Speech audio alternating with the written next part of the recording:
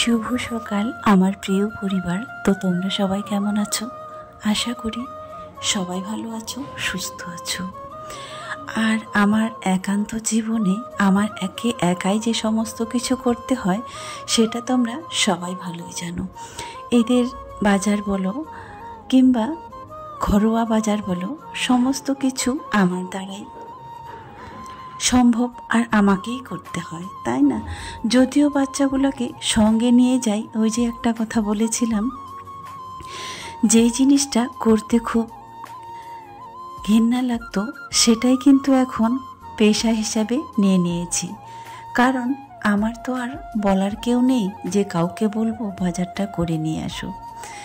রিয়া আগে যেত, সে কিন্তু আর যেতে চায় না বড় হওয়ার পর, তোর বউ সঙ্গে যায়। তো আজকে বাজারে অনেক কিছুই নিয়েছি, শসা, বেগুন, তারপরে আমচুর যেটা বলে, আর একটা নিয়েছি মাছ। কারণ একটাই নিয়েছি ছোট করে, কালকে তো ঈদ, এত আর কে খাবে, তাই না? আজকে দুপুরের রান্নাটা দিয়ে তো শেষ, রাত পোহালেই তো ঈদ হবে। তাই হচ্ছে আদা, রসুন, পেঁয়াজ, মশলা ঘরে তো কিছুই ছিল না, তাই আজকে সমস্ত কিছু নিয়ে এলাম। তো এইরকম করে টুকটাক করে সমস্ত কাজকর্ম কিন্তু আমাকেই করতে হয়। এবার কিন্তু আমাদেরকে সিমাই, চিনি এগুলোও আনা হয়নি, তো সেগুলোর জন্য এখন সন্ধ্যাবেলা বেরিয়েছি। আসলে অসুস্থ শরীরে কাজ করতে করতে যখন ক্লান্ত হয়ে যায়, তখন কিন্তু কোথাও যাওয়ার কিংবা কোনো কিছু করার এনার্জি থাকে না, তবুও কিন্তু যেতেই হচ্ছে। আর এটা হচ্ছে আমার নতুন ফ্ল্যাটের নিচের রাস্তাটা, এইভাবে সাজিয়েছি। তবে হ্যাঁ, এখানে এই মেদিনীপুর শহরে যেদিকেই তাকাই না কেন ঈদ ঈদ মনে হয়। গ্রামে থাকলে কিংবা উত্তর দিনাজপুরে কিন্তু এরকম ঈদের আনন্দ আমি কখনো, এই মুহূর্তগুলো মনে পড়ে না, এই মোমেন্টগুলো দেখিনি, কখনো হয়নি। আর এখানে তো একেবারে ঈদ আসলেই ধুমধাম, কি বলবো, যেটা বলার বাইরে। তো ছোট্ট ছোট্ট বাচ্চাগুলা কি সুন্দর, পুচকিটা এখানে নাচছিল আর ডিজে বাজছে, সেটা কেটে দিয়েছি কপিরাইট আসবে বলে। তো চলো এবারে হচ্ছে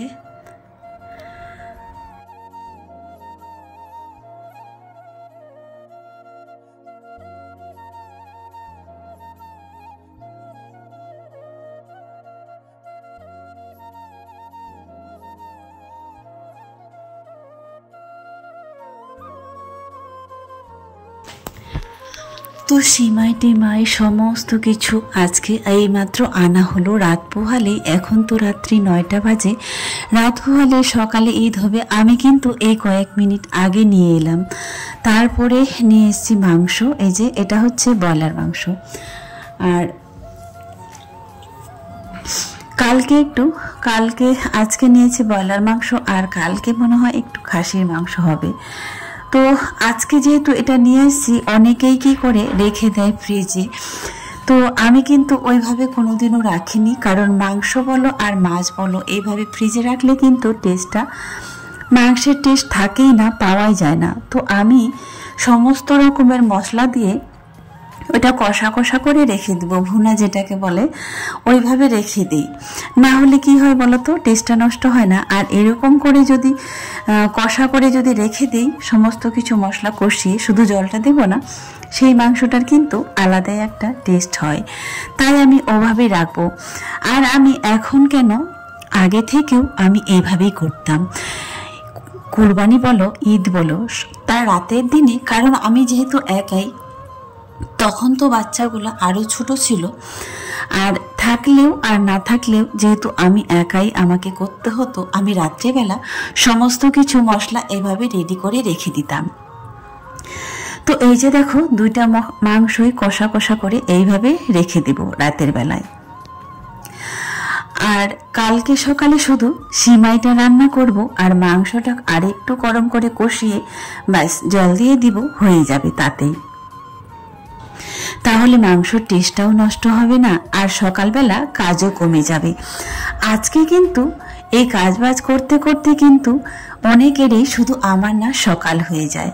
তো তারপরের দিন বন্ধুরা সকালবেলা সন্ধ্যা থেকে ব্লগটা শুরু করেছিলাম। এটা কিন্তু সকালবেলা ঘুম থেকে অনেক আগেই উঠে স্নান করা হয়ে গেছে।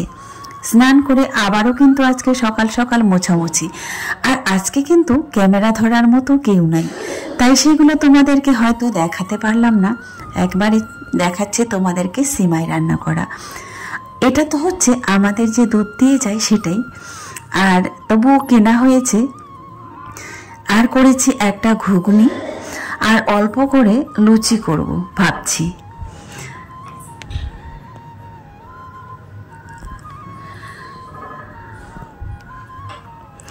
সিমাই কিন্তু দুই ধরনের রান্না করব, যদিও আজকে কেউ খাবে না। সবার বাড়িতে যদিও একই, কিন্তু টেস্ট আলাদা আলাদা হয়, তাই না?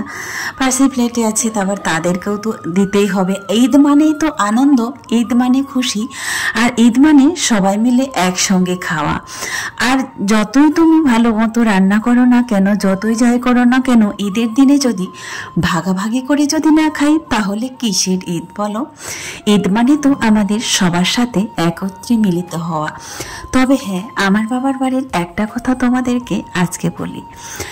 আমাদের পাড়াটা, আমার বাবার বাড়ির পাড়াটা তোমরা অনেকেই দেখেছো। আর ওই দিদির কথাটা আজকে মনে পড়ে গেল, শ্রীতা রায় দিদির কথা। দিদি বলেছিল, ধর্ম বলতে আমি কিছু বুঝি না, ধর্ম বলতে বুঝি বাবা মায়ের সেবা করা আর মানুষকে ভালোবাসা। সত্যি আমি দিদি এটাই মনে করি। কারণ কি বলতো, আমার বাবার বাড়িতে যখন ঈদ হয় তখন কিন্তু ওইখানে মাত্র হাতে গোনা 5 থেকে 7টা বাড়ি, আর আশেপাশে সব তোমাদের কাস্টের রিফিউজি বলো। তারা নাকি ঢাকা জেলা থেকে এসেছে, তাদের নামটাই হচ্ছে ঢাকাইয়া পাড়া। তো ওখানে আমরা সবার সাথে একসঙ্গে মিলিত হয়ে ঈদটা করি। তোমরা হয়তো দেখলে কেউ বুঝতেই পারবে না। তো আমাদের বাবার বাড়ি আমার শুধু ঈদটা না, আর কোরবানিতেও আমার বাবা ছাগল কোরবানি দেয়, কারণ তাদেরকে ছাড়া তো কখনোই খেতে পারবে না। তো আমার বাবার বাড়িতে সিস্টেমটা কিন্তু এইভাবে চলে। আদৌ আমার বাবা সেই ছাগল কোরবানি দিয়েই আসে, কারণ আমার বাবা ওদেরকে নিয়ে খাবে, ওরা আসবে, কাউকে ছাড়তে পারবে না। ঈদেই বলো আর কোরবানিতেই বলো, আমার বাবার বাড়িতে কিন্তু এইভাবেই সিস্টেমটা চলে। হ্যাঁ, মেদিনীপুর শহরটা হয়তো অনেক বড় শহর, এখানে হয়তো অনেক মুসলিম আছে।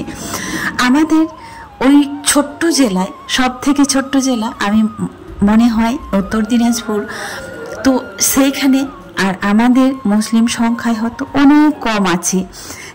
যেইখানে আমরা বসবাস করি সেইখানে তো একেবারে কম, আমরা শুধু হাতে গোনা।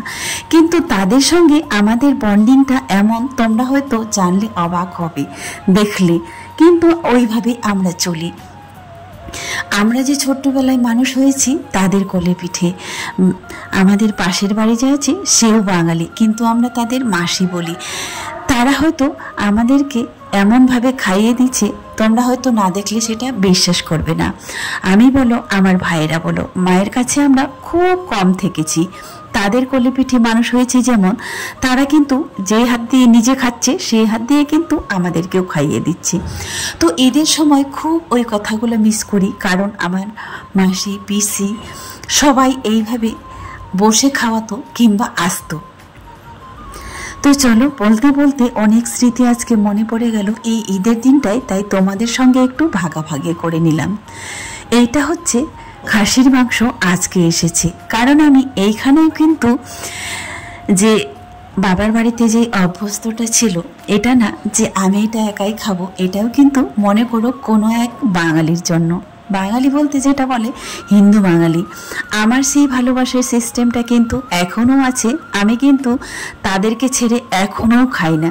যাই হোক, লোকে বলে যে যেমন ভালোবাসে তার ভাগ্যে কিন্তু তেমনই জুটে যায় যে যেটা ভালোবাসে। হ্যাঁ, আমিও এখানে আছি, এক একটা বাড়িতে যে থেকেছিলাম, তো তারা কিন্তু ঈদের সময় কিংবা কি বলো রোজাতে আমাকে, হয়তো তিনি হিন্দু, ইফতারের জন্য আমাকে সমস্ত আয়োজন করে দিয়েছে। শুধু বাবার বাড়িতে না, এই মেদিনীপুর শহরে এসেই কিন্তু তাদের সঙ্গে আমি এইভাবে মিলেমিশে আছি। তেমনটা যদি না থাকতাম তাহলে হয়তো বাচ্চাগুলোকে আজকে একা হাতে আমি কখনোই মানুষ করতে পারতাম না, তাদের সঙ্গে মিলেমিশে না থাকলে কিংবা তারা আমাকে হেল্প না করলে। কারণ যখন আমি মেদিনীপুর শহরে এসেছিলাম তখন তো আমি কাউকেই চিনতাম না, আর একা হাতে তো আমার মানুষ করাও সম্ভব ছিল না। আজকের মতো শেষ করছি, সবাই